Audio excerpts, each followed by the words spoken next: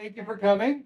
This is the sixth Village Trip festival celebrating arts and activism in Greenwich Village. It was started in 2018 by Liz Thompson, who's here on my left, and I'll let her talk just for a few minutes about the festival and its origins. Okay, this is the sixth. I think Cliff said that, and we only can have it. I only could start it because this hotel, the Washington Square Hotel, which is full of New York history, allowed me to use it as my home base and to entertain here and stay here while I pursued my crazy dream. They probably didn't think it would last 6 years, but here we are. David came aboard immediately. Janice Ian, the great Janice Ian, Grammy-winning writer of At 17 and Society's Child. So there are two people you have to have. David Amram, because he's so brilliant, and Doug Yeager, who's David's manager, because he's so nice. And on both accounts, she was correct. And David's, he's sort of in residence, except as a delinquent 93-year-old who always goes missing. Anyhow, we love him, and he's done fantastic stuff for us across every genre. And it's now become rather a tradition that not only do we give a bed to David to sleep in, and we feed him a bit, try to pour water down him because he's not like very good at drinking, keeping himself hydrated. And we clothe him a little bit every year. We buy him a jacket. Oh boy. A branded jacket. Wow. Started as a whimsical idea in 2019. And actually it didn't occur to me, but David has worn it all around the world. So he is the most effective billboard we could possibly have. So here, David. Oh, terrific. Is this year's model? That's the third one you got because it's got the artist Emeritus on the pocket as well. Terrific. So we won't let Thank you. We won't have you. Don't lose it. Thank you. Don't lose it. Hope it keeps you dry. Thank you. Thank you. Thank you. Great pal. David is the spirit of the village trip. And Cliff is a fantastic partner here, and he's going to do the honors today. So I will leave you, and we'll see some of you, maybe all of you, at the bitter end tonight. For the Irish night. The book David has connections with Irish music, as he has into absolutely everything. Frank McCourt was a great buddy, wasn't he? And his brother Malachi. I think one of the McCourts is coming tonight. Yeah. Ellie? I thought they all the brothers are all passed away now. Okay. Except Thank you very much. Enjoy. Okay, so the title for this conversation is The Art and Technology, or the Art and Science of Hang-out-ology. So David often uses the phrase, the University of Hang-out-ology. So I just want to start you off and ask you, what is the University of Hang-out-ology and how do I enroll? Oh, well, to the best of my knowledge and turning 94, I've learned something during all those years, including Shakespeare's famous brevity is the soul of wit. So I'll try to answer your question before the event is over. What I call the University of Hang-out-ology is sort of using the code language of hanging out, which means essentially being with anybody and every person who crosses your path, trying to make some kind of a soul-to-soul connection and learning from them. And the best example I have is about a year ago, I was at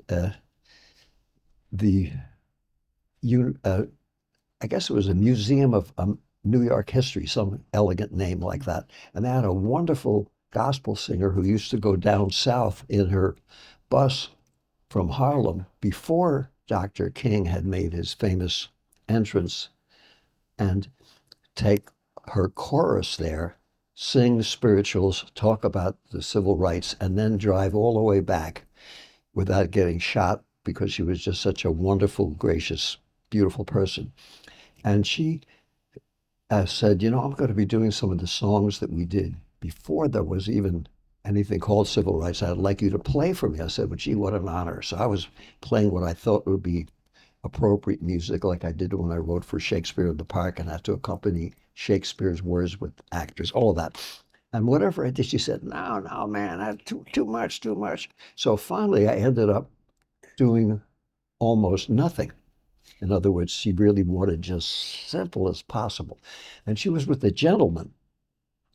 And he said, you did pretty good, son. He said, how did you learn to get to that point where you could just do it so simple? And I said, well, that's because of my lifetime experience in the University of Hang-out-ology of feeling what other people felt rather than just thinking about egomaniac, play the flight of the bumblebee and blow Arnold Schoenberg's greatest hits to show how smart I wish I were. And he said, well, how did you learn that? I said, well, I'm a lifetime student in the University of Hang-out-ology.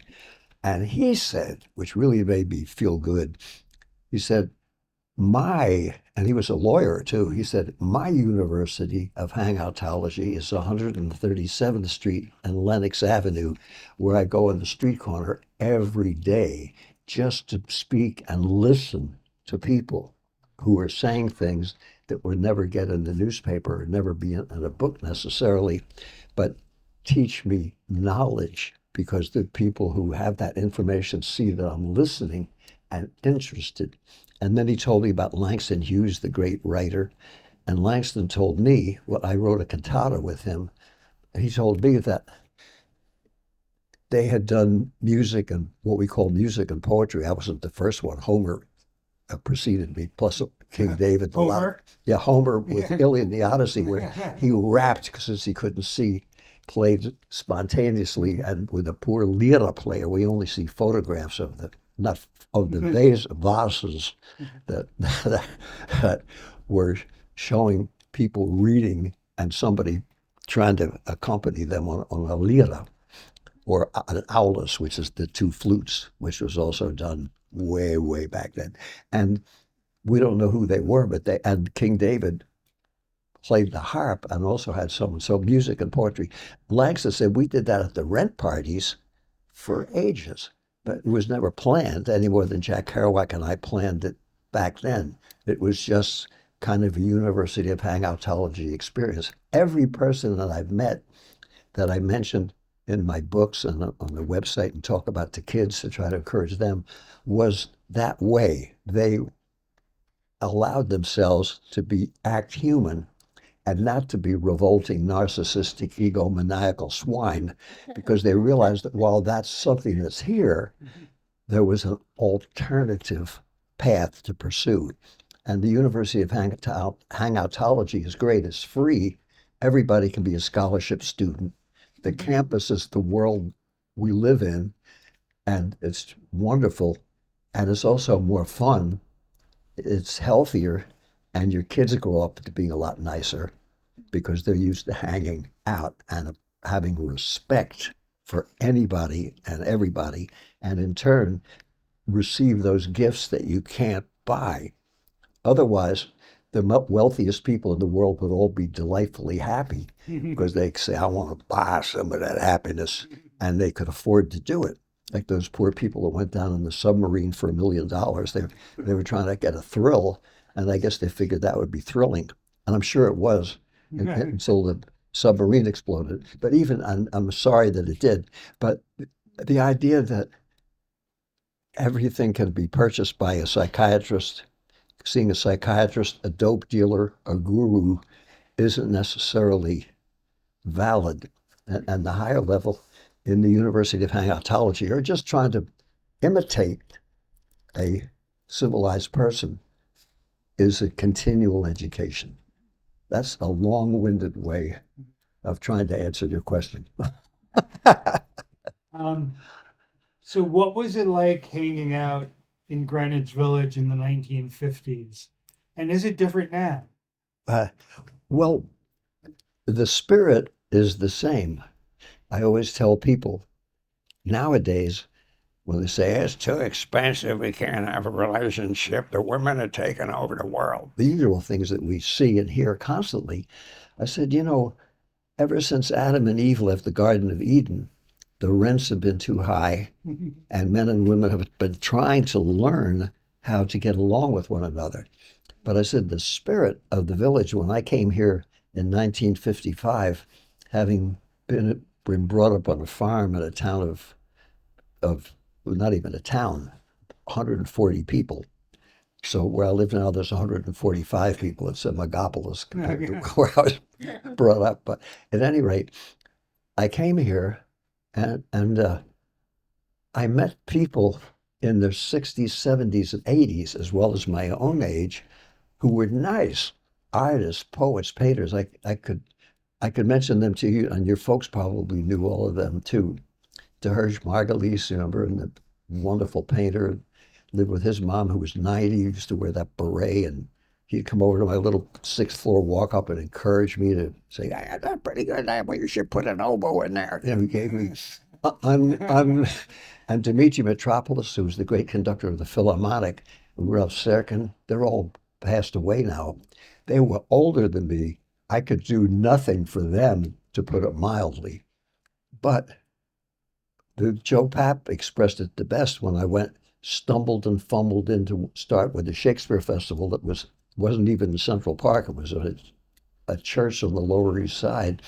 And when I met Woody Guthrie, he was with his new wife a block away from where I met Joe Papp, and struggling just as he was beginning to enter into the institution he went to.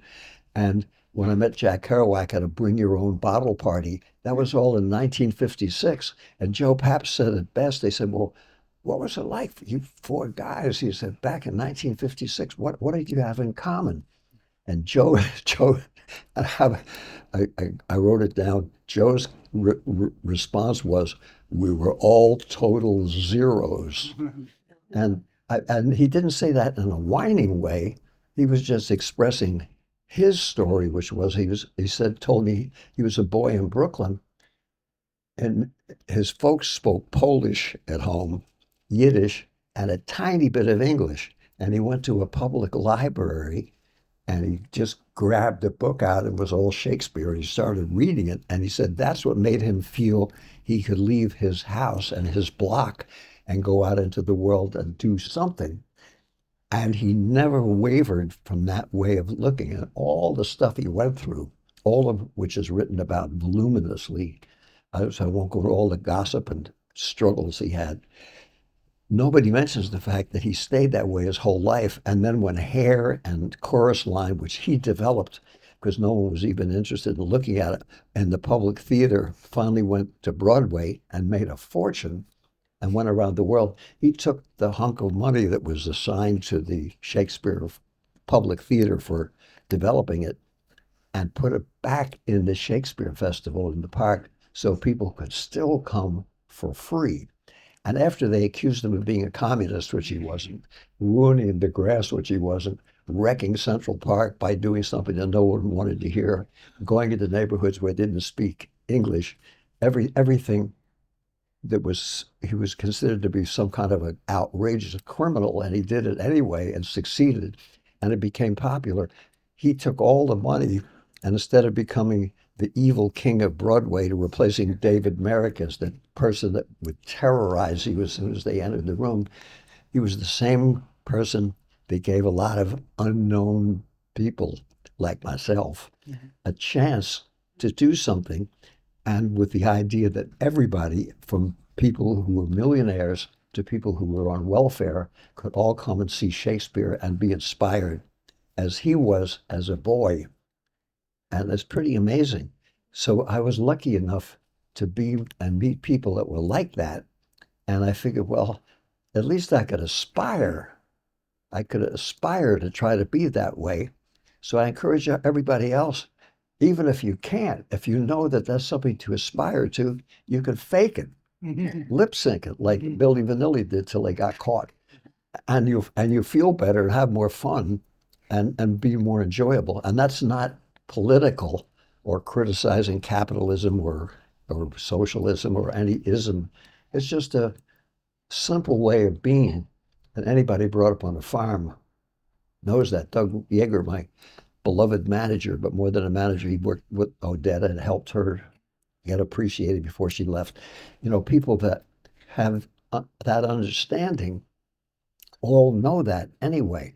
Then the hard thing is to stay that way and not become a super swine when it's your chance to get even with all the people that dumped on you, because there is no such thing as revenge, and there is a satisfaction in trying to act human, even if it's a struggle, because it's more fun, it's healthier, and you can keep being productive, and you can hang out with anybody and everybody and find out they've got something to tell you that they would never tell you, even if they were given medication and examined by the police and the CIA and the brainwashing champions of the world, certain things that are simple that you'll be told to enlighten you.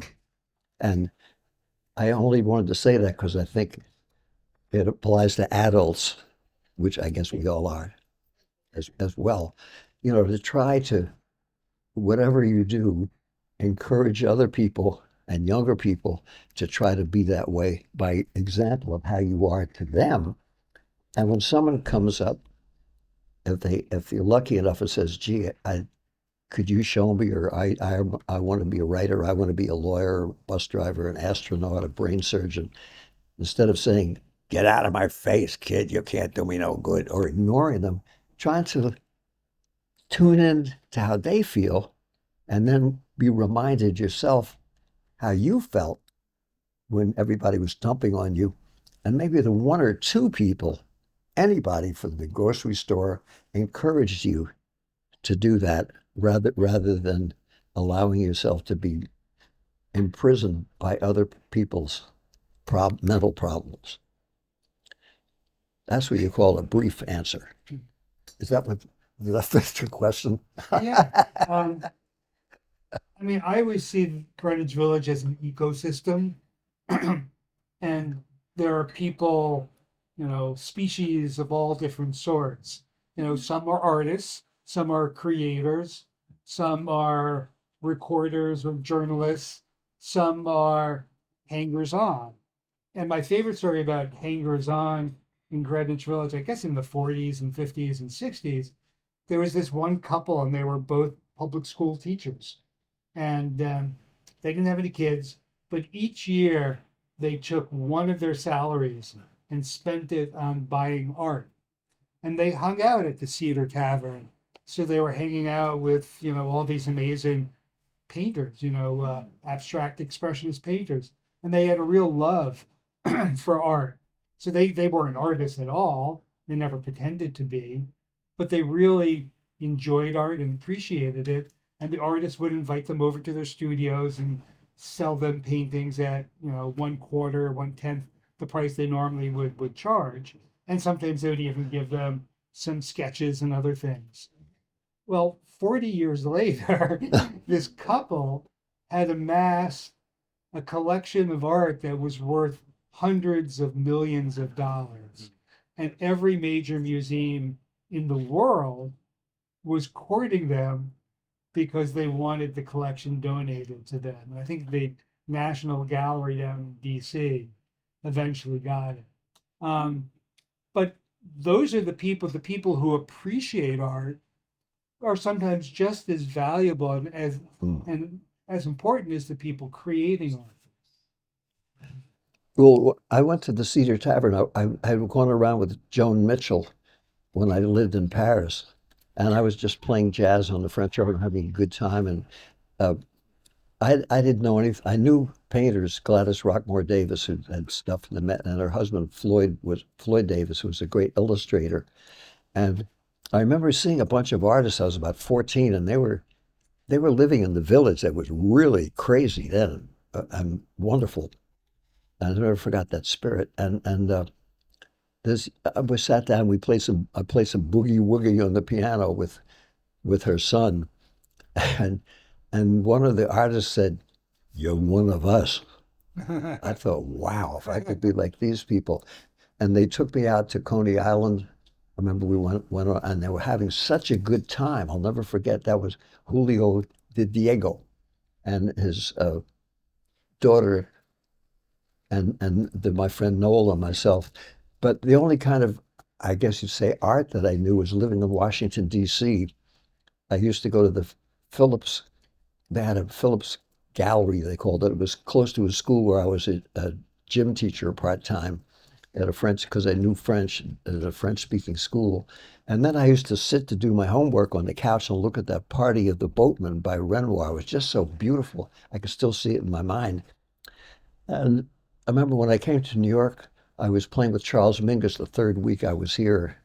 just by good luck, as everything else in my life has been hanging out and having good luck, bumping into people that taught me something and gave me hope.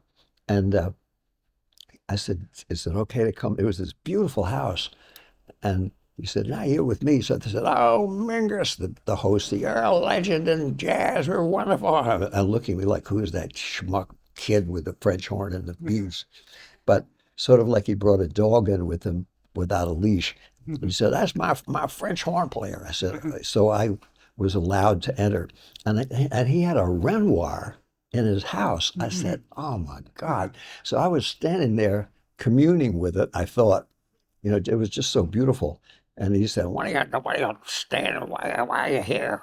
Then he said, why should I know you? I said, oh, I guess that's the way he was brought up. And what do you do besides playing with Charles Mingus? I said, well, I'm going to school on the GI Bill studying composition, blah, blah, blah. Then I started telling him how my experience of looking at the Renoir painting when I was a gym teacher before ever coming to New York, and just how much of the feeling that he got, not only in his beautiful painting, but as if you knew those people that he was painting and they were talking to you somehow. And he said, I'm not interested in your comments about art. You're a musician. Talk through your horn. I said, oh. That gave me a picture of how not to behave to others. So when I went to the Cedar Tavern, the painters weren't that way. Herman Cherry, I'm sure some of you who ever went remember, he was an elder, a very good painter. He was like he and Franz Klein were like the professors of art. And Joan Mitchell told me to go up to the 125 Club in Harlem and hear a saxophone player that also painted. Well, all of us dabbled in caricatures and painting and writing, and all the painters had their own bands, and people did a lot of different things, but were good at one thing. So I went up there, and that was Larry Rivers, and he was playing away.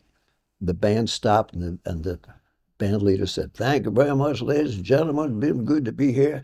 Said, oh, my man, the saxophone, Larry Rivers. And he was playing it, and they stopped, but he kept playing. The band packed up and went home. He was still playing. And the band leader, Steve Pullum, who introduced me to Geechee and Gullah, which I'd never heard of, the languages that he was brought up with in Florida, whole other story, said, man, he said, you blue-eyed soul brothers have got a lot of heart. And then I went to the Museum of Modern Art about 5 months later, and I saw this beautiful picture of George Washington crossing the Delaware. I said, man, that's a nice painting. And I went up. Sure enough, it was the same name, Larry Rivers. Then I said, is that the guy that plays the saxophone? So when I said, Larry, that's a great painting, man. I didn't know you're really an artist. And he said, well, it never asked me. And he wasn't even concerned about telling me he was already a world famous artist. And when we did the film Pull My Daisy in 1959 with Kerouac, he was the best known of anybody because he'd been on the $64,000 question and took art, so he knew all the answers. So he'd been on television. All the rest of us were unknown, struggling, scuffling, I guess as Joe Papp would say, zeros. And I mentioned that because it was any of you who have the best tool to make a better film, if you can call it that, than we did, except Robert Frank was the photographer. But if you have one of these, you can make your own movie. And I always tell kids, you can make your own home movie. And if it's not better than the one we made, we'd be cross. And it was interesting how when he made that film, he didn't get any actors except for Delphine Seyrig, who was the wife of Jack Youngerman, who was a painter. And she studied at the École, I forget the name of the famous, later became a movie star, which she did last year, Marion Bad and all those other things. But she didn't speak English. But since it was a silent film, it didn't make any difference. But he got the woman who played the bishop's wife, Alice Neal, now in the last year has become kind of a world famous artist. Nobody knew of her then except 59, except all of us, because she was such a nice person. And we loved her paintings and the kind of person she was. I go into all that blabbering because all of those people and so many people in the village then and now were reflected that spirit of inclusiveness and caring and loving what you're doing and being willing to share some of that with other people if they saw that they could say please and thank you and were interested. And that's a wonderful thing about Greenwich Village. So regardless, I don't live here anymore because the landlord paid off the judge, and our whole block was requested to leave or go to jail or whatever. So we all left. However, the spirit is still here. And when I was on the Lower East Side recently, my old neighborhood where I lived first 2 years, a woman who was brought up on the projects in Avenue D, 23 years old, translated Spanish, which she spoke fluently because she's folks from Puerto Rico, and she learned the language and spoke English better than I do. And she said, you know, Mr. Amram, the neighborhood's changed since you lived here 65 years ago. She said, but she said, the spirit is still the same. And it's the same in Greenwich Village. And the history of this place is so extraordinary. And we thank Liz for working around the clock, and Cliff, who's been a few years working around the clock. So to let people know how wonderful this is. And then when you start to travel around the world, every place has a special history. Even where I live in West End, formerly known as Cement Town, when it was a cement making capital, every place in the country has an extraordinary history. And most of the people who live in those places don't have a clue about any of it. And it's not because we're bad people. We just don't, we fail to include that in our educational system, including, I was a history major in college, so I got started in trying to learn a little bit, but mostly the University of Hang-out-ology is a history class every day with everybody you meet, and every place is beautiful. Then you learn about your heritage, and everyone has a heritage that's special and sacred, and you'll never be that unless you're born into it. As James Baldwin, they're celebrating tomorrow night, said, we know everything about you, referring to people of the Caucasian persuasion. You know nothing about us. And when you realize it's that way with everybody, if we could rejoice in the way our grandmothers cooked and all the old things that were told, you'll never be assimilated until you get rid of that ethnic, which is the worst insult, used as the worst way of insulting yourself, and that everyone has an ethnic heritage or heritages, and they're all beautiful, and they're all precious and all worthy of study. Then you can really enjoy life, and wherever you are, you can hang out and feel at home, even if you're an outsider, because you realize everyone else is too that's been brought up here, and then you're not an outsider anymore. It's just like New York City, a gigantic mental institution, and you're just one of the participants living in the nut house and have a good time doing it. So should we all bring our own straitjackets? Right. You've actually worked all over the world. So even before you came to New York, you were in the Army, the U.S. Army. Yeah. And you were playing in the Army band. Seventh Army Symphony. Seventh Army Symphony. So you were in Europe, and you've also traveled all over the world. Is the art and science of hang-out-ology different in different places? Sure. Is there a different sort of spirit? And if you want to practice your art and science of hang-out-ology, and you happen to be in Paris or Tokyo, how is it different? Well, it's all the same. It's people to people. They're just different ways of relating.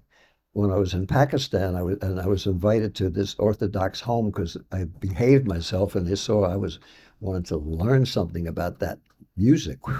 Musics, I should say, in the plural. And suddenly, I was sitting there. I had my doumbek, one of the Middle Eastern instruments I don't need to play, but anyway, sitting, and the person started pointing. The host kept pointing, and I thought, well, as my fly open? Did I do something? Did I do something terrible, disrespectful? And he kept pointing. Then I realized I had taken off my shoes, but that my sock, I was wearing socks, and the heel, the lower part of my foot was showing. He told me that there, in that specific place, that was like the gross insult, because I couldn't get in the lotus position. So I kind of squashed my feet in a different direction because I didn't want to be rude, and then continued for another hour or two. Even though I got terrific cramps, I kind of had my foot hidden.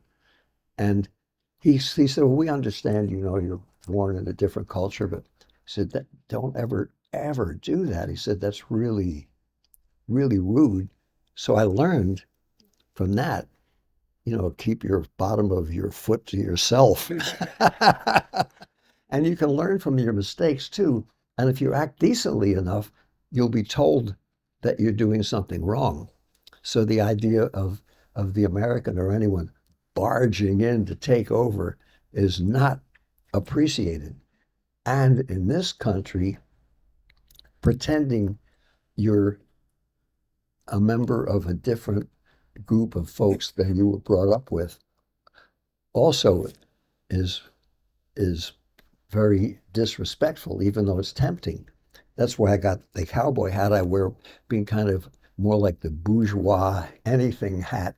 So, because when I go to Texas and Oklahoma and play all those festivals and play with that kind of music, I'm not disrespecting the cowboy culture, which is a very, very special and different thing in different places in the far west, where they had different kinds of cowboys.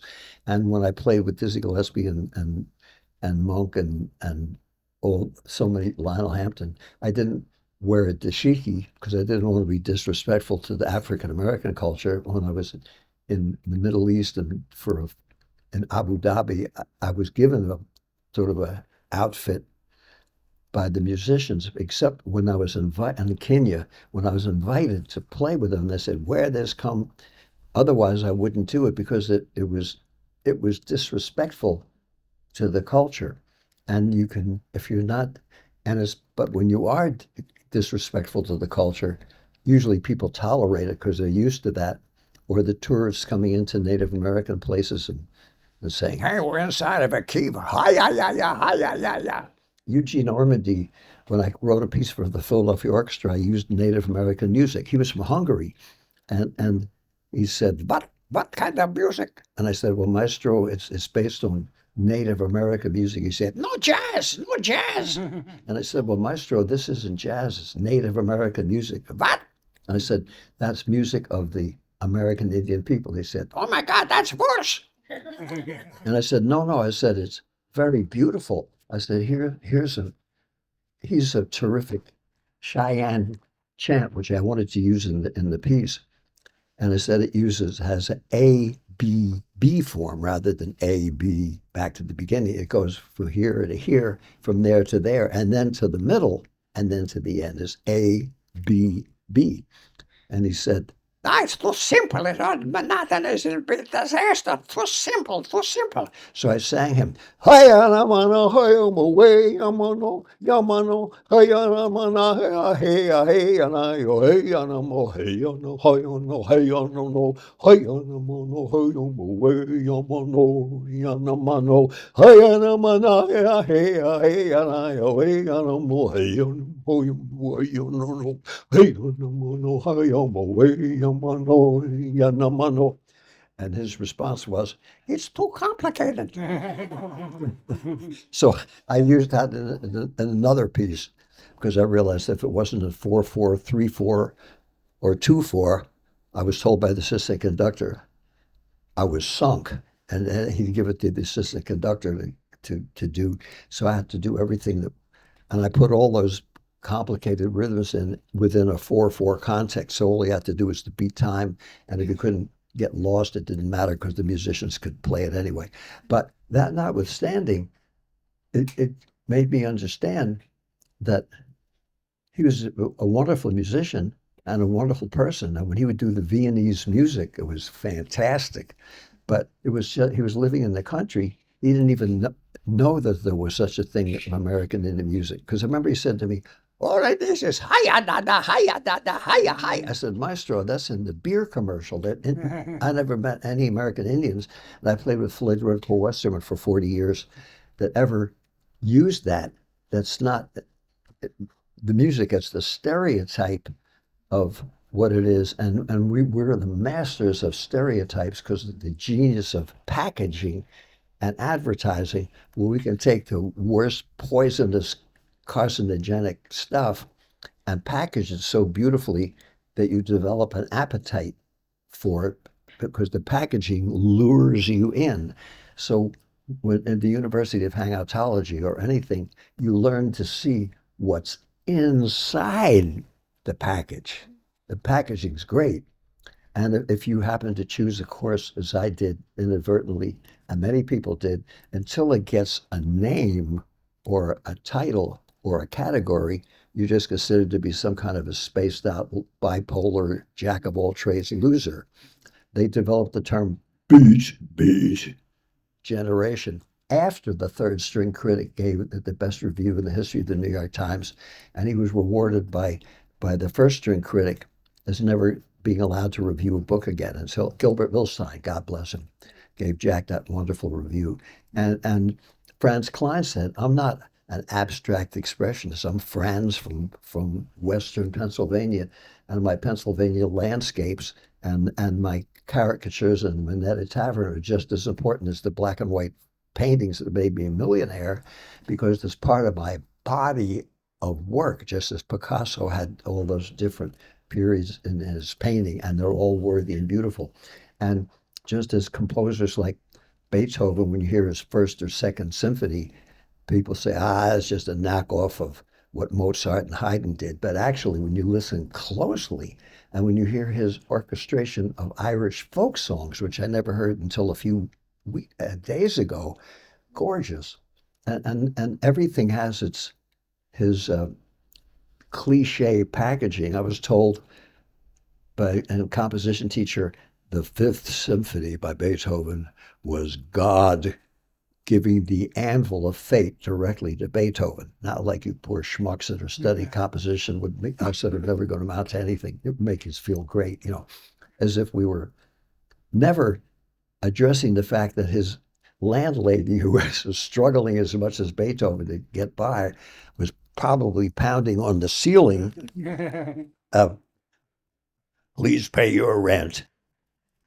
And the amazing thing was not that the anvil of fate was given to a demigod, but the fact that a cranky, crazy, genius old man was able to take four notes and make a whole symphony that changed the world.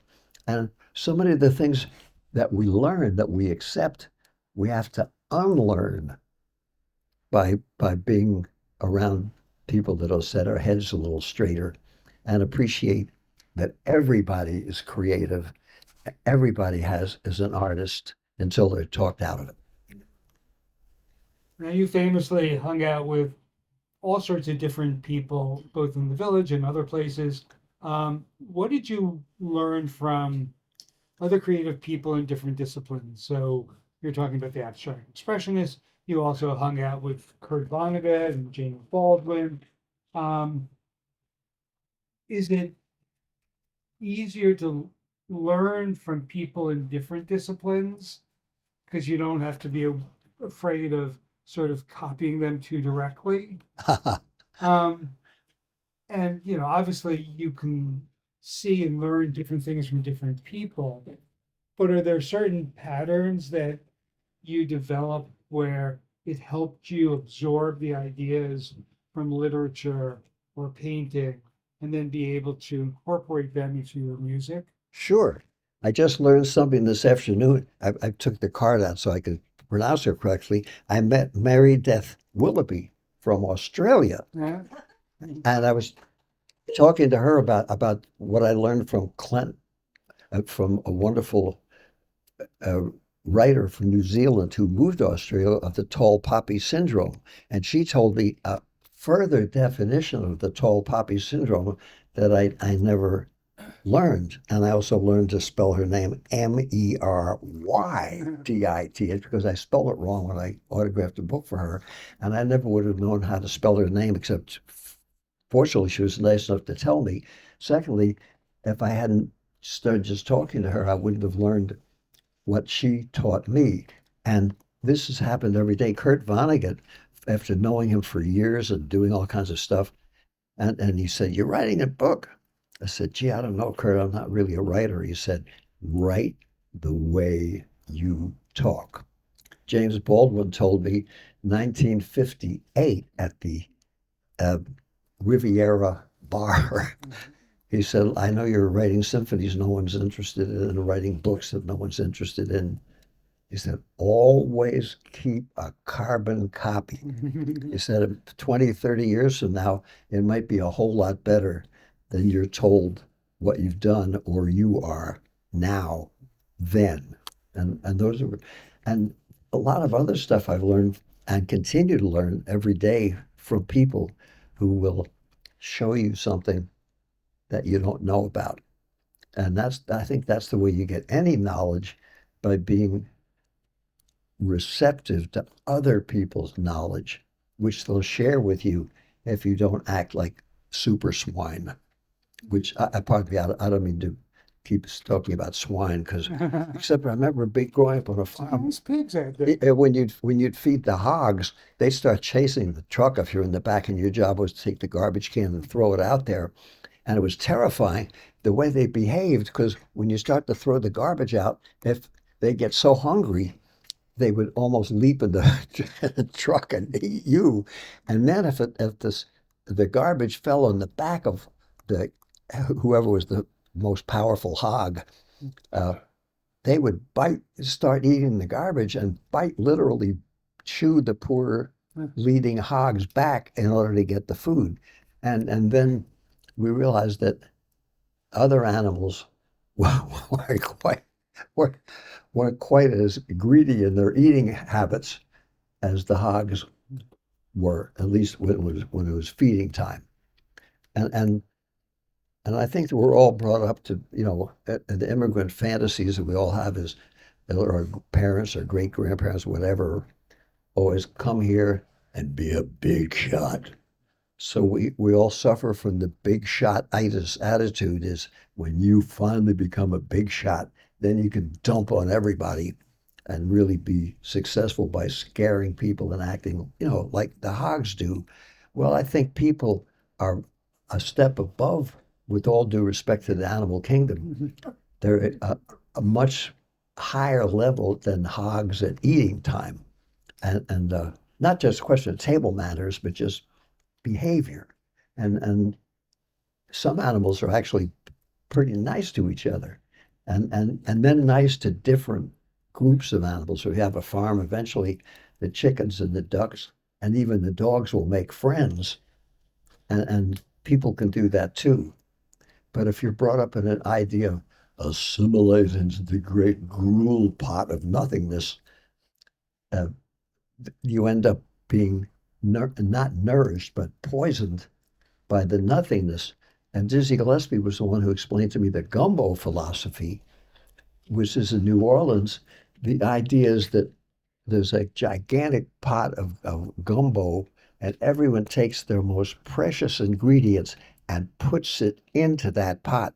When you partake of that pot, you're nourished by all that beauty and excellence, and you feel better and are healthier. And I thought that was a wonderful way to feel about everything in life. And it doesn't cost anything to be that way. So before this David Amram, there was another David Amram, who is your uncle. Why don't you talk a little bit about him and what he did and what you learned from him? Well, he was my father's brother and my father's farming partner till they both realized they couldn't make a living more than maybe between them making about $100 a year after killing himself. We had a 160-acre farm. I never thought about that. And I was sitting on my tractor. I was allowed to plow 7 acres of soybeans. And then also told that we had to plow them under every 3 years in order to re-nourish the soil, replenish it, so allow it to replenish itself by being nurtured by the nitrogen that went into the ground rather than, cutting soybeans so that we could grow corn again. And my father said, "What do you want to be when you grow up?" This was 1939. I was just about to turn 9 years old. I said, "I'd like to be a classical composer and a jazz musician and also travel around the world and learn about different stuff." And he looked at me and he said, well, first I said, "I want to be a farmer." He said, "Well, that's impossible. I have to have other jobs to afford doing the farming." So he worked 18 hours a day. It was a great lesson in workology. Then he said, "What else?" And I told him my dream of being a composer, a jazz musician, and traveling. And he looked at me and he said, "That's worse." So I had no place to go but up. And my Uncle David said, "No," he said, "I love farming, and your father and I thought we would all do that together and have our family farm and have our own little kibbutz right in the middle of rural Pennsylvania." But he had flunked out of 5 colleges, so everyone in my family, thought that he was sort of a disgrace because he didn't become a lawyer, a dentist, or a doctor, or a college graduate and get a 5 degrees and all that stuff. And as a merchant seaman, he could type 100 words a minute, beep, beep, beep, beep, beep, as a ship, sparks they called them in those days. So he worked for the Grace Lines that shipped out of New Orleans, which is how I got to go to New Orleans as a teenager with him. And he went all around the world, including in Mexico. All these years later, I guess I was just about the time I turned 90, 4 years ago, I met these people who lived in Chiapas, and the woman went to a library and saw these articles that he'd written about the Lacona Indians just on his own because he was interested when he was a king of hang-out-ology, when he wasn't working on the ships or all the other jobs that he had for a while. That was his principal job. He would stay there and just go different places until he ran out of funds, and then he'd go back. And in those days, he could, if you were a teletype operator on a ship, you could get a job in a minute. And he was like terrific at that. So he was always able to get to a port somewhere. And he had spent time in Chiapas. Then I just the other night met wonderful people. If any of you ever go to La Sala de Pepe on It's Avenue C and between 7th, I think 6th and 7th Street, something like that. 2 blocks from where I used to live. And I knew Pepe when he was a young teacher. And here are these people, and they had 2 people from the village that my uncle had taken pictures of, which I had never seen, and no one in our families had ever seen, since the 1920s, which he took just for kicks. And there were these great pictures, and the 2 Native American or Native Mexican, Native South American Indian folks were there from that village.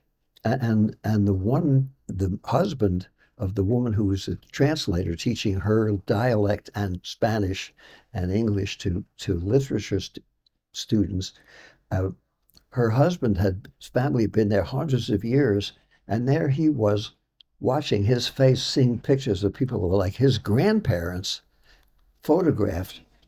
It was just amazing. And it was my uncle who himself made me aware that how much you can learn from anybody and everybody. He would just go out in the woods sometimes in places, and was one of the first, I guess you'd say, white guys that went into Paraguay, Uruguay, parts of Mexico that nobody ever went to back in the 20s and 30s. And because he was a really nice person and not an obnoxious, swinish egomaniac, he was accepted after a while where he could be one of the, fellow human beings. And they allowed him, obviously, to do that. And he wasn't an anthropologist or an ethnofunkologist or anything of that sort. He was just someone that was interested. Before the orchestra went on tour, they all said to me, how come your Uncle David isn't with us? Because they really loved to hang out with him. And when I played at the Main Point in Philadelphia, he used to get there early and do the same thing and hang out with all the people that worked there and come and play the conga drums. And he was just a wonderful person that enjoyed life and enjoyed other people. So he was kind of one of my role models and someone I really loved and respected. And now my hope is if I get enough material, I can show everyone else in our family and his family the beauty side of him that didn't seem to be appreciated because he didn't have the credentials of being a great successful something or other. He was a great successful something or other just as a unique, crazy, wonderful guy. And I was just lucky to even know anybody like that. And I was named after him. Yeah, there often are people like that who aren't appreciated in their own lifetimes.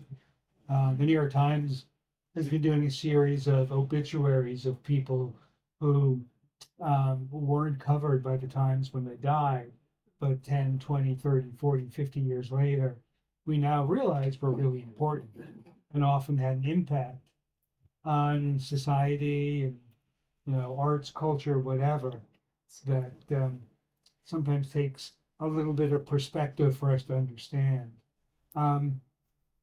Was there anyone else who you hung out with in Greenwich Village who may not have been appreciated originally, who now you look back at and say, wow, we should have paid more attention to him or her? I say just about everybody. Sometimes you had to look for a while, and then you said, wow. You start to think about it. And I think about all the people I remember, my landlady when I lived on Christopher Street, and her son who never, I don't think he'd been more than 3 blocks away his whole life, but they were so terrific, just as people, and had the gentillesse, as they say in French, gentility and humanity, loved their neighborhood, loved their families. The guy was like 55 years old and his mother was almost probably 80. I never asked her. But I remember how warm, how nice they were. They certainly weren't trying to be celebrities or trying to be anything except get their tenants to pay the rent on time, which is very minimal. And so many people that I met, the owner of the Cedar Tavern, one of the owners who used to paint pictures of fishes, in the water. He would paint pictures and he would point to his paintings and say, look at that fin, the way that's coming out of the water, the sunlight's reflecting on it. He said, that's some real art. He said, these abstract people in here, they most of them are infantile. I can't paint with their crap, but they're good customers. They get the bargain on, but he said, this is a real painting. John, I forget his last name, but he was so much fun to hang out with. And he was like the ultimate art critic that we all, where he thought the only good artist was himself. And actually, I can still remember the paintings he made. They were nice. But there's so many people, just wonderful people that you meet, and then and meeting those people that I mentioned that had some distinction. Only I just tried to mention people that had that grace and were willing to share their knowledge and share their approval and share their interest in what you were doing, and not just make you feel like a total loser, which I met plenty of people like that, and fortunately was able to dwell upon those who weren't that way, and hoping I could be like them. And I'm still trying to do it. So if I could practice what I preach, I'd be, as they say in the vernacular, a bad cat. But at least I know what to aspire to, and aspiring to be that way is very, very tempting. That's like putting the carrot before the horse, and every time you think the horse is getting too close, you move the carrot further away.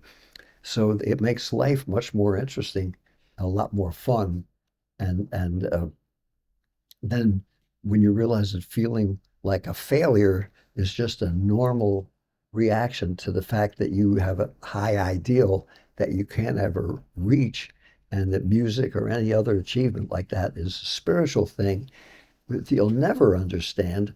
And when you're told there's too much painting, too much music, too much poetry, too much theater, too much medicine, uh, you can realize that there's never too many sunsets, never enough beauty, and you'll never understand them. And the great Wayne Shorter, wonderful tenor saxophone player that passed away recently, I met him in 1955, and I never heard anybody play like that. This was a long time ago, 70 years. And when I played with Mingus, we could take the A train uptown and go to the 125 Club. I never heard anybody. I said, Wayne, I said, man, I never heard anybody play like you. He said, well, my teacher thinks he's ready to come to New York. Wait till you hear him. His name's John Coltrane. And sure enough, Coltrane came, and one thing I remember about him was that he was sitting eating a piece of huckleberry pie on some kind of an orange crate or something outside. And he said, hey, Dave, because I had my French horn and I played with Mingus and all these different people. And he said, what do you think of Einstein's theory of relativity? I was uncharacteristically silent. And then he went into this whole fantastic, God, I wish I had a recording of that, explanation of what that meant to him, and the harmony of the universe being something was scientific that the Egyptians understood, and how he was trying to find a way of musicalizing that science of natural construction that was already there into his music. And Wayne, his student, recently said, and he was a guy who'd studied with he was disciplined and knew everything, and did some amazing music. And he was asked, Wayne, by his pianist, Wayne, when are we going to have our next rehearsal? His response was, how can you ever rehearse the unknown? I said, ooh. And of course, it meant a lot more. That it wasn't just a smart answer. It was showing that ultimately music, art, all those things are a mystery.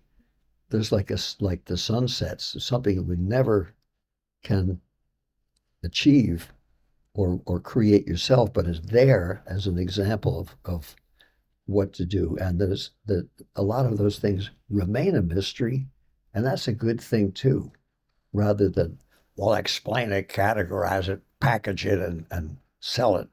Some things are beyond our scope, but you can feel them and enjoy them, and then try to do something that will touch people's spirits and touch their heart without even knowing why or what or where.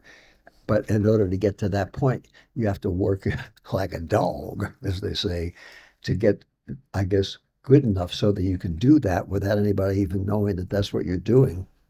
And it remains a mystery. So it's a good thing, I think, for all of us to also delve into what's inexplicable, but you feel is valuable. So whenever there's a conversation, what is beauty?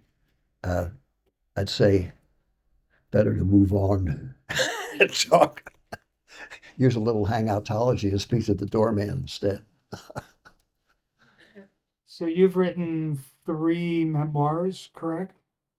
Well, I guess you could call them that. They were just things that happened that I tried to write about in an organized way, with the hope that people would be interested, not just in what I saw, but what they could see from that, and then equate in their own lives and do themselves. The highest level any of us can reach in our life is to foster creativity in others. Share that spirit where people feel they can do something. And that's more satisfactory. Frank McCourt said to me after he wrote Angela's Ashes, it was a big overnight success at the age of 72 after he retired. And God bless his last wife for encouraging him and forcing him to write those great stories he would tell everybody into a book. And when I went to the Cork Festival as the ambassador of so-called of jazz and classical music and how that could relate to, and we're doing reading Jack Kerouac with music and Irish poetry with music, all that. Uh, and I went there. I told Frank and his brother Malachi, whose bar I used to play, and said, "You let us know how it was when you come back." So they said, "How was it?" I said, "Well, the minute they saw in my bio, I knew you guys. I was treated like a king before I played a note." And Frank said, "Well, before I wrote Angela's Ashes and became a wealthy, world famous figure with 2 years on the bestseller list," he said, "they didn't think much of the McCourts, especially when all four of us brothers were sleeping in one bed and our father was a drunkard and gambler." And they said, "Now," he said, "they've changed a little bit and they want to build a statue of me." And I said, "Oh man, well, you deserve it. What an honor." He said, "No way." I said, "What do you mean, Frank?" He said, "I can't bear statues of any kind." And I said, "Well, why is that?" And he said, "I hate pigeons." So rumor has it that you're now working on a fourth book, and you're also still composing music. Yeah. So what are some of the things that are inspiring you right now? Well, nightmares, because I just finished a piece I was writing. They're doing all of my, not all, but my most, I guess, appreciated chamber works. That's for those of you that's just using 3, 4, 5, or 1, 2 musicians rather than a whole symphony or an opera company. And the person, Elmira Dadavarova, God bless her, uh, she was the concertmaster of the Met Orchestra, incredible violinist from uh, Bulgaria, snuck across the border with her violin and a change of clothes, and they tortured her parents. I mean, that's what was really. She wrote a little a book called "Escape from the Iron Curtain." She's not a big fan of, and that's before when it was really when they still had the Soviet Union, and I wrote an unaccompanied piece for her that's going to get us world premiere with these other pieces, and I got it done mostly by guilt and feeling, I wonder if I can still do this, and a higher self-critical sense. And I filled the wastebasket many times with all the stuff I threw out, because when you get older and do it more often, you get more vicious. You become a vicious critic of yourself, and you start to think, wait a minute, who wants to ever play this again? Who ever wants to hear this even once? Ugh. And you use the great technological instrument known as the wastebasket, if you still write by hand, and throw it away. So eventually you come up with something good that feels effortless, because you have a sense of naturalness from being around natural things. And then I set Sonia Chavez's 3 wonderful poems for woodwinds, and that's going to be done in November. The other one's October 10th. They're doing it at Carnegie Hall. In fact, it's free if any of you live in New York. If you go there and sign a piece of paper, then they'll give you 4 tickets, and which is usually, they don't even do that when you're dead. So it's now I have to write something else, and I have some ideas in mind. And since no one's asked me, each night I get a different nightmare of what I'm supposed to write. So since I haven't been asked to do it, I already think I'll probably start on a brass quintet, which I've never really written, always wanted to. And when I get commissions, I fold them. And if I don't, I try to write something anyway. And as far as my book, I was supposed to write David Amram the first 80 years, so I'm a little behind schedule since I'll be 94. But I'm writing that now for the same person that just wrote Dean Berkenkamp, who wrote the book about me, and probably do it for what's the name of the press company? No, the name of the publisher, I forget. They write academic books. I said, for those of you who might be authors and you find out all the big publishers aren't interested, I ended up working for Dean Berkenkamp, who had something called Paradigm Press that wrote books about sociology. He had wonderful, wonderful things by Noam Chomsky and all these terrific writers. I thought, well, man, I don't want to do that. But all the publishers that I dreamed of being with, like Viking, had written forwards for Friends Books, who specialized in books about the Beat generation after that became fashionable. And then when I finally went to the person after 10 years of getting the runaround, he took out his computer and said, "Wow, your first book, Vibration, sold more than any," and that was it. And I understood he's trying to keep his job. He finally got fired anyway. But basically, Viking hated Jack Kerouac's writing and didn't care for it, but he sold a lot of copies to schools.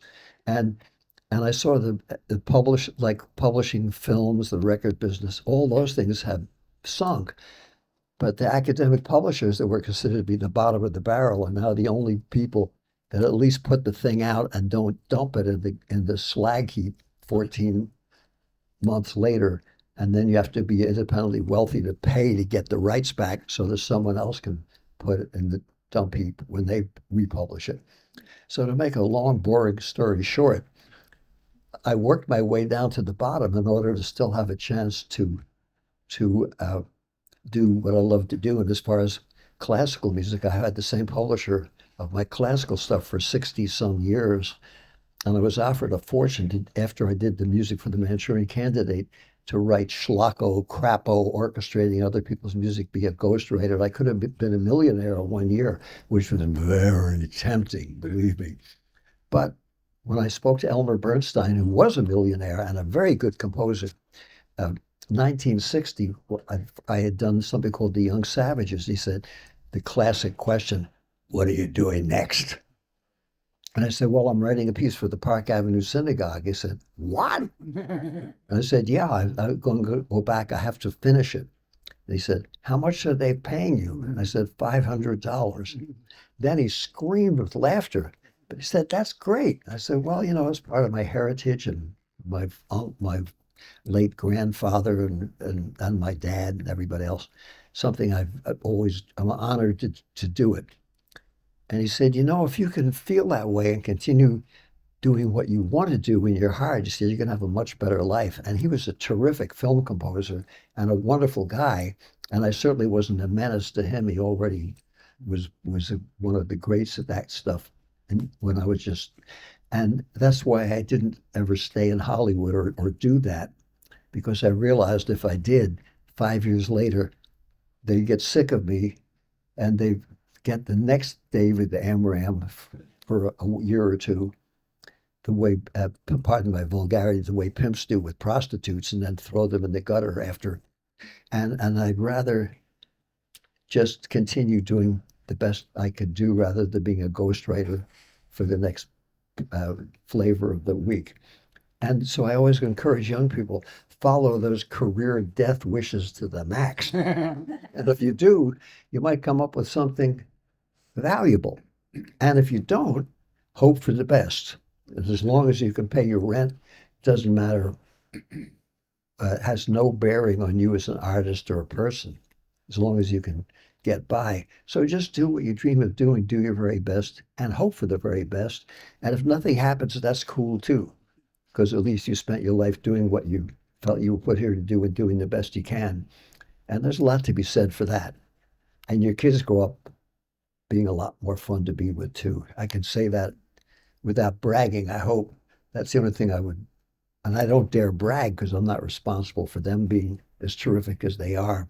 But at least they had a chance to be around some other people, all kinds of people, including what you might call the super swine, and to realize that there is a difference, and a difference in the way they behave, because they've been around some nice people too. And that's important. In fact, that's the most important, because everything else comes and goes. And the human thing, the beauty part, is always there and always valuable and lasts and is lasting and built to last.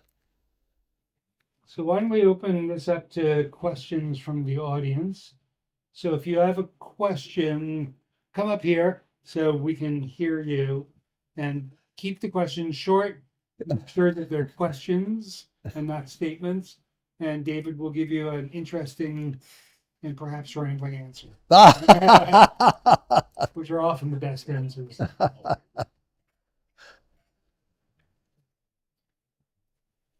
Any questions?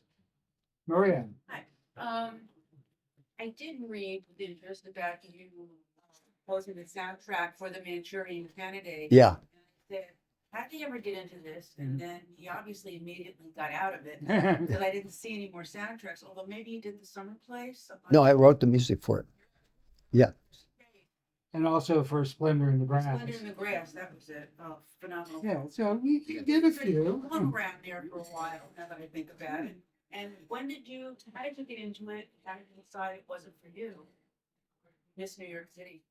Well, for Splendor in the Grass, I was working in the post office and playing with different jazz groups. And,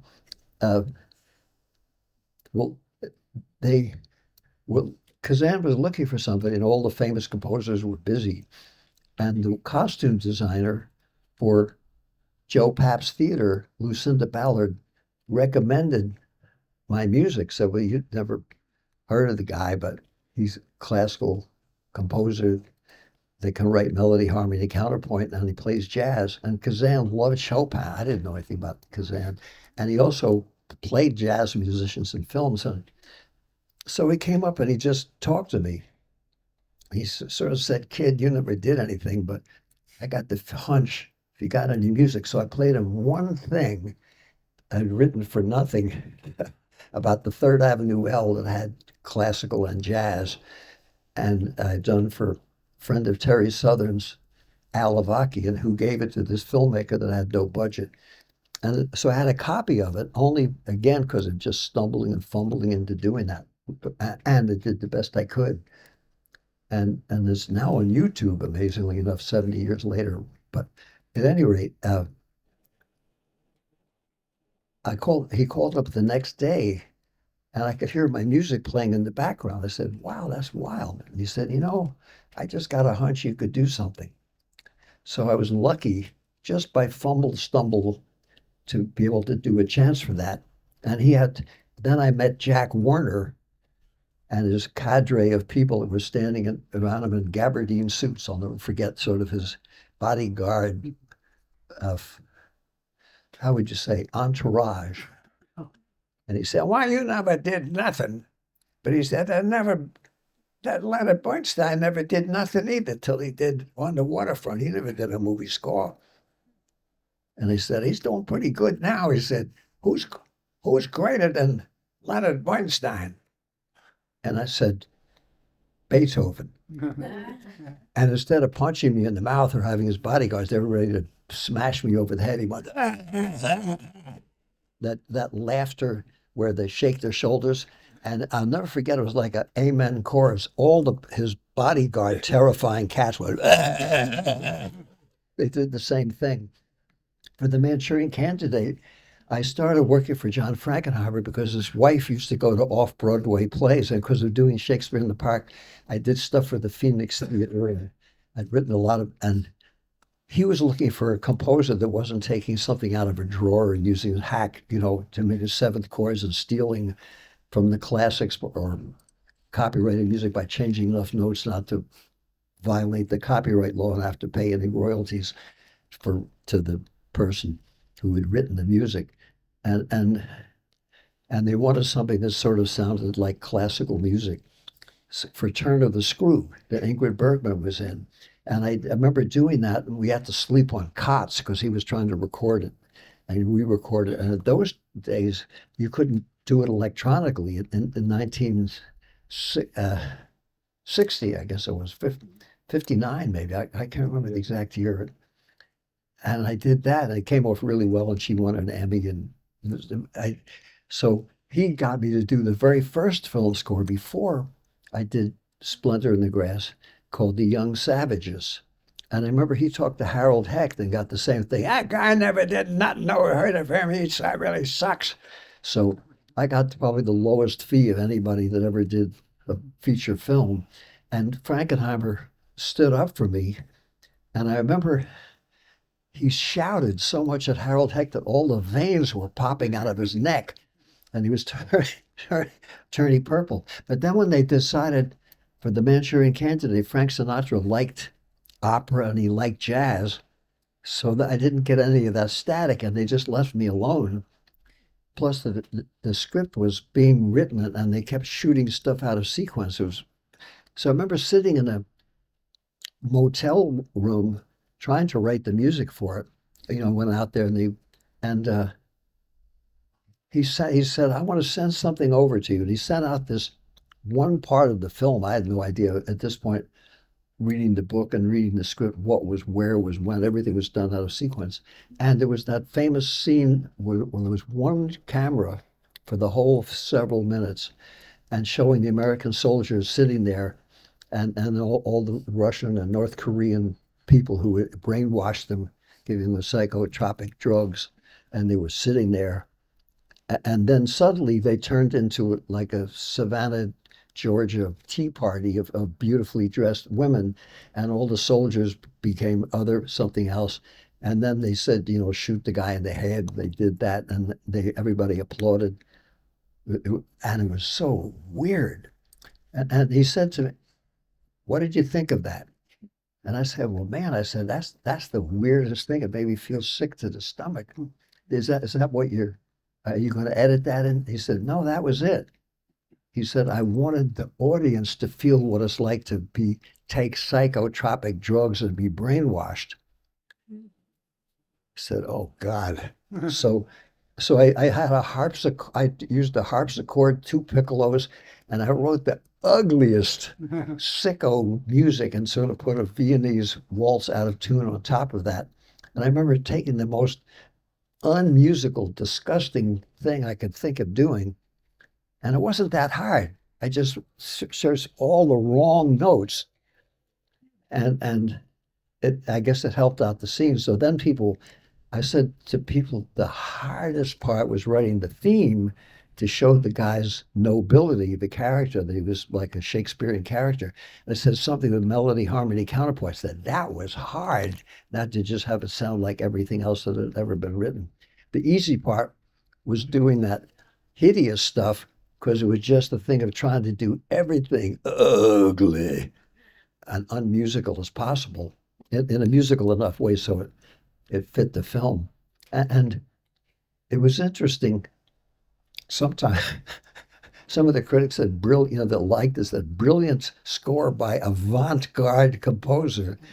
And I was so un-avant-garde at a time when people were burping and vomiting on the stage or throwing the piano out the window so they could land on someone's head and get a good review in the New York Times that you were ahead of your time. And I was trying just to write melody, harmony, counterpoint and not sound like everything else. Not because I think that's the only way to do it, but that's what I felt I had to offer. And from playing jazz, where everybody was always concentrating on what they called choice notes, thinking there was a difference and not being part of the avant-garde of the whatever style of art. I was trying to write stuff with the beginning, a middle, and end. And I'd never been called avant-garde, but the hideous stuff that was supposed to be hideous was what attracted a critical acclaim. I said, God almighty. So you missed your calling. Yeah. Well, not really, because now a lot of this cerebral stuff, the Germans call it Augenmusik, where you look at the score and say, look at the manipulation of the tones. And it's fascinating if you're an architect and studying architecture. But, people aren't supposed to be listening to that. That's what you're supposed to do at home and make it into something human, and it gives a message, not to show how smart you are. And a lot of that kind of music that was dominating the academic scene in the United States for almost 100 years, Schoenberg and Webern and Alban Berg was so tired of hearing Bruckner symphonies that were over an hour long, they couldn't stand all that too much ice cake and tea. And they just cleaned house and wrote things for small groups that were short and amazing. And they were the last guys that I was sure they said, Achtung, you Schwein, if your music isn't like mine, it sucks. That was something that got into academia where they would train a composer to be a successful composer. You had to write a piece like those guys did, and nothing else mattered. So jazz, folk music, world music, as they now call it, wasn't even included as being worthless. We were told that Tchaikovsky wore his heart on his sleeve, and the people like Puccini weren't, and George Gershwin weren't even composers, you know. So it was kind of interesting to do that film. But the only thing was, after I was done, when it suddenly became made John Frankenheimer deservedly famous, I was told you could do 7 films a year. And I said, I can't possibly write that much good music, do justice to the film, choose the musicians, orchestrate it, conduct it, choose, you know. He said, no. They said, that's why you have your staff and you get ghostwriters and you get orchestra. I said, I do that stuff myself. I'm a composer as well as a player. And they looked at me as if I was a sword maker, like some kind of retarded nutcase who was doing something that was unnecessary when I should be going to parties and hobnobbing and, you know, trying to get another gig. And then I went to this great big party since I'd worked for Frankenheimer. They assumed they could bring in some nobody with them. And they were sitting around talking about, wow, this cost $250 million and went 15 million over budget. Now they want another 3 million. Someone piped up and said, is it any good? There was a deathly pause. And then, what the blank, I won't use foul language for those of you who don't approve of that. What the blank has that got to do with it? And I said, man, I'm in the wrong place. Not that I felt they were wrong. It's just I didn't want to be part of that world. And I knew I'd end up that way if I accepted the fact that the people in charge of the whole thing and also responsible for something costing that much money, you know, had to think and act in a certain way. And I respected that was their thing, but it didn't make me feel that's what I wanted to spend my life doing. Thank God. And 60 years later, I'm glad I made those dumb choices. And economically, I wouldn't recommend it. But health-wise, musically, spiritually, hang-out-ology-ville style, I'm happier that I made the choice. I don't criticize those people that are staying there, but you know, if I wanted to get sports equipment or buy a yacht and go to Catalina Island. I had a little kayak, but I knew I couldn't make it that far without drowning. I would do that as a business enterprise and do something else I loved more. But I happen to love music, and I think, you know, that wasn't the place to become a hack. So I'd rather be a hack doing what I'm doing. At least I'm trying to do something more than that and willing to play you know, go along with what you have to do to survive in order to do that. And grateful. That's why the Village Trip is so wonderful, because they're trying to do the impossible and not turn it into a money machine, disgusting a cliche version of Greenwich Village, hippy-dippy, bohemian, schlock, crapola, but do something that's got something to do with the history of this place and whatever the spirit is. I don't know what it is, but there's something in the air here, in the history, in the sidewalk that's bigger than all of us that's here. It's a special thing and it's wonderful. And people come from all over the world, as well as New Jersey and upstate where I am now, because they want to get a little that feeling. So something like the Village Trip celebrates a lot of people that were part of a contribution to that. That's a long answer. Either yell it out or come over here.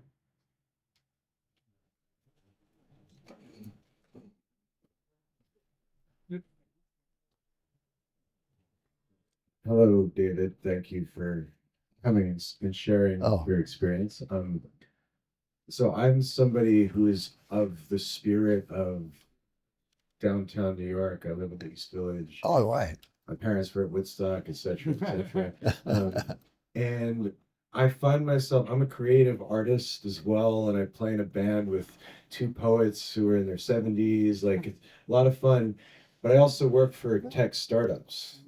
And and It's like he worked for the post office. yeah, exactly. I mean, you got to pay the rent. Yeah. You got to Right. figure out, you got to whatever comes your way. But I find myself the head of music expansion for a new tech startup, and AI, artificial Yeah. intelligence, is factoring heavily into the creative process.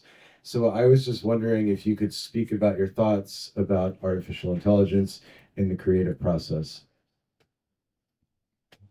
Well, first of all, when you look at all the famous musicians and find out what their day jobs were, starting, and it was Odin and Haydn's time that the composer in the court system didn't have to have a double of working in the kitchen. They were all servants and played music on the side as well.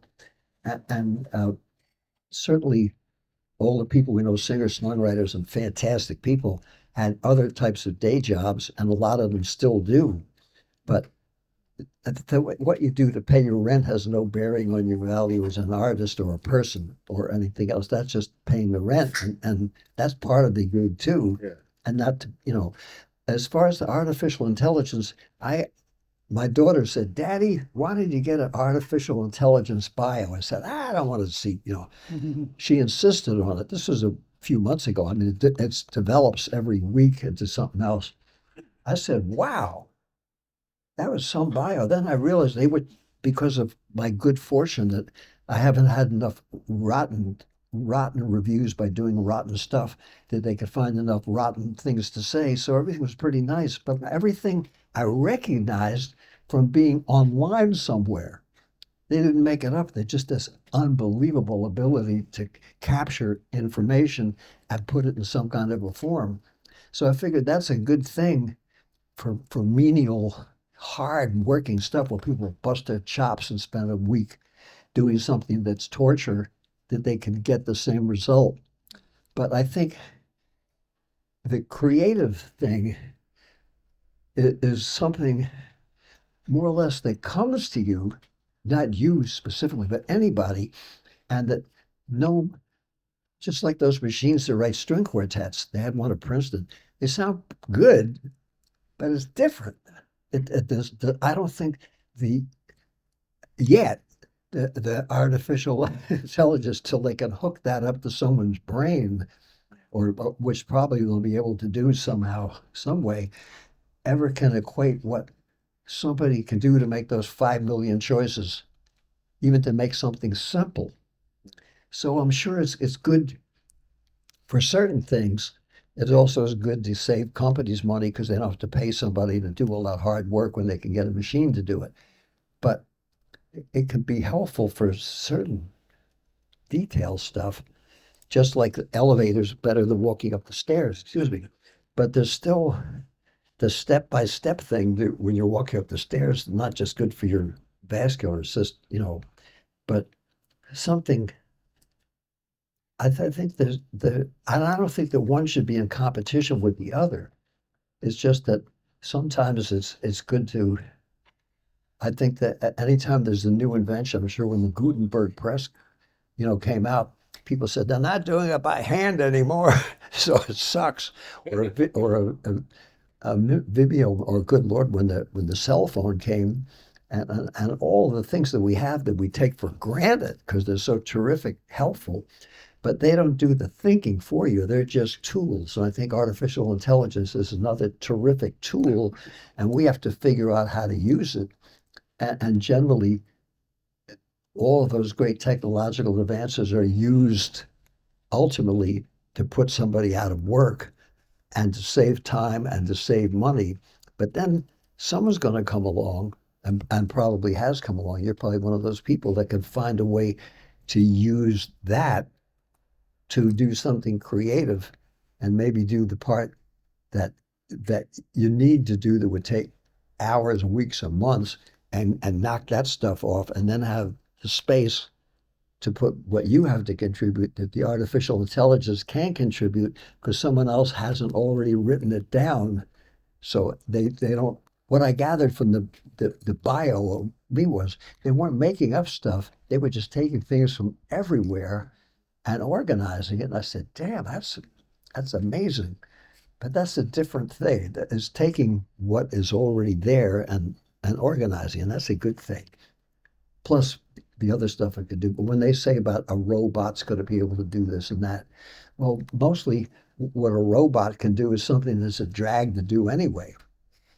But it doesn't, I don't think the human beings and animals, I mean, I don't think they ever have artificial intelligence to show the whales how to go all the way across the ocean and come back, or show those birds that go all the way from Canada down to Florida and come back and land in the same pond on the way. I don't think yet there'd be anything that we could do to explain that.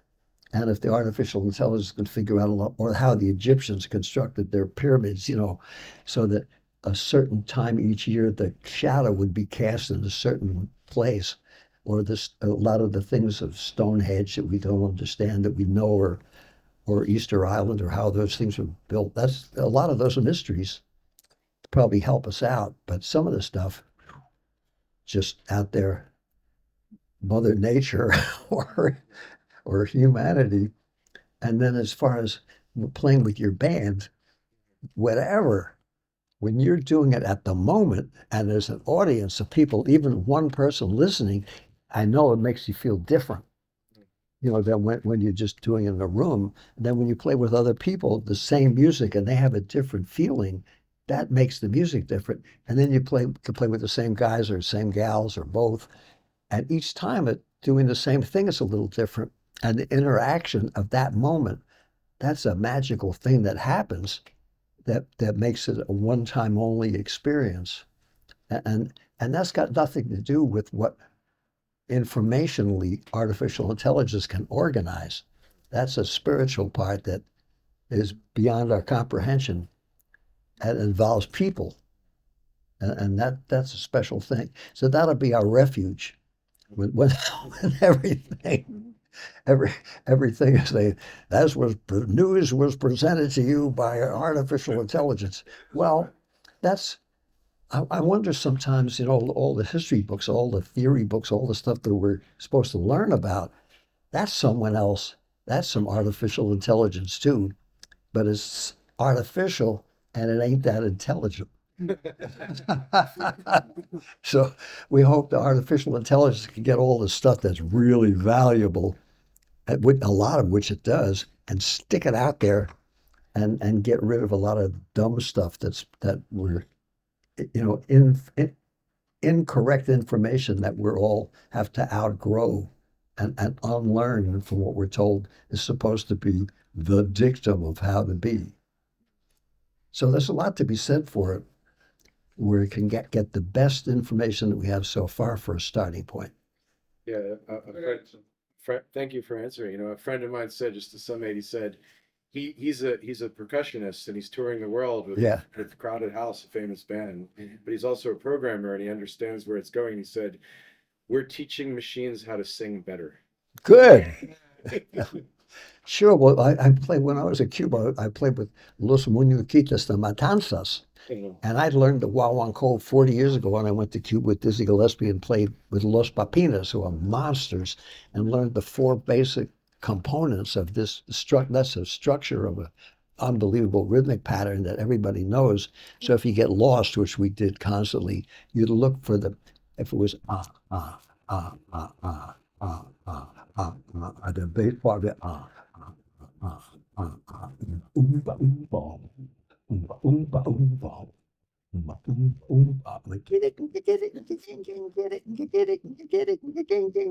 One of those, or